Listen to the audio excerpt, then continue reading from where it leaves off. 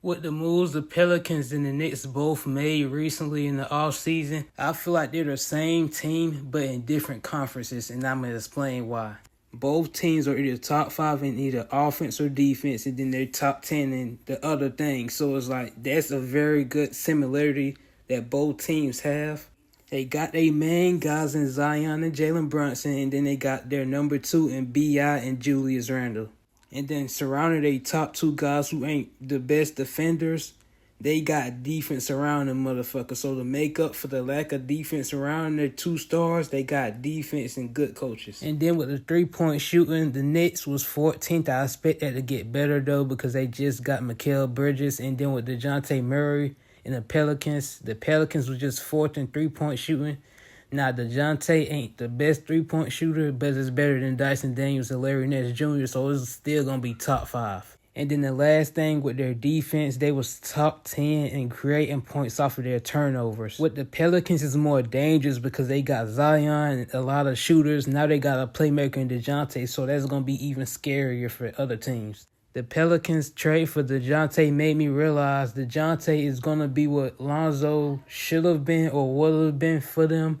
The shooting, the defense, the playmaking, the fast break, all of that, and better scoring. I think the Lonzo situation didn't work out because Lonzo was still trying to develop. His playmaking took a hit because Zion was having the ball in his hands more. B.I. was still B.I., so he going to need the ball in his hands to score 20 points a game. But with Zion already being Zion, I expect that to be better for DeJounte and him still being able to be the playmaker he should be. But the trade overall for the Pelicans, I love it. They got a young guy that they can just throw away, not throw away, but a replacement, the stuff that Dyson Daniels should have been able to do for them. Yes, he was young. He wasn't developed yet, but DeJounte can do all of that, but he's just 2 inches shorter, but he still bring that length. And then they finessed the Hawks. They got rid of a young guy just brought up in Dyson Daniels, 2 picks that probably not going to mean as much, and then they got rid of a backup center. The Hawks got fleeced. But thinking back to the money situation with the Pelicans, they still probably would have to trade Brandon Ingram. I'm not going to lie.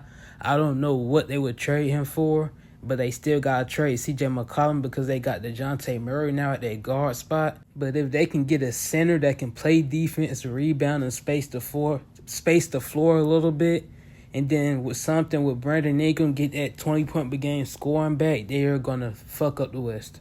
Now, I don't see them coming out the West, but they can surprise a team and upset somebody like the Minnesota Timberwolves did. One thing, though, that be fucking up this team is health. If they can stay healthy, I would love this Pelicans team, though. I'm still an OKC fan. And with the Knicks, I didn't expect them to be able to bring back OG, even though they still traded for Mikal Bridges. But they have Jalen Brunson, he going to give you 25 points. Mikal can give you about 20.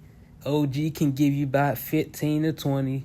He's not going to get 20, but he can get you 15 at least, 20 some nights. If they keep Julius Randle, in my opinion, they should trade him because I don't like his style in the playoffs. He shoot too much. But with Julius Randle, he's physical. He going to try on defense, and then he going to give you 25 and 10. If they can get another shooter, bring back some rebounding at that 5 spot, they are going to be scary in the East.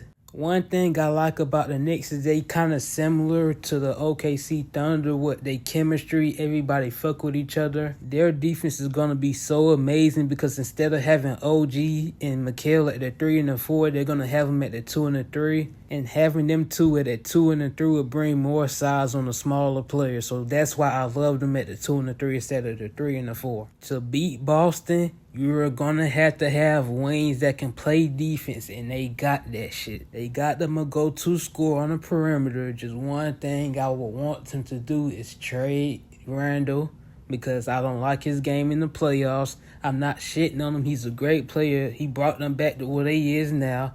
Jalen Brunson pushed that up even more, but Randle has to go because they're going to need a better shooter and a better scorer, especially in the playoffs. And even as a team, they're going to need better shooting. If they can get one more shooter, I would love this team to come out the East. The trade for Mikal Bridges, they traded a lot of picks, too many picks in my opinion, but with how young the guys is on the team, it won't matter in my opinion because by the time all the picks is done being used, they going to start being older.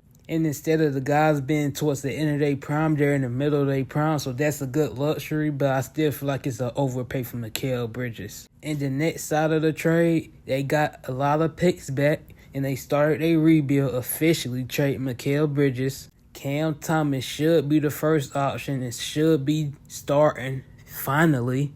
In a shocker, they brought back Claxton, and then with the Rockets, they got their 2025 first back. So with Cooper Flag in the draft, they probably going to get Ace Bailey, maybe Cooper Flag. I would prefer Cooper Flag, but with Ace Bailey, I wouldn't mind either one. But it's amazing for them that they made the trade with the Rockets to finally get a pick back.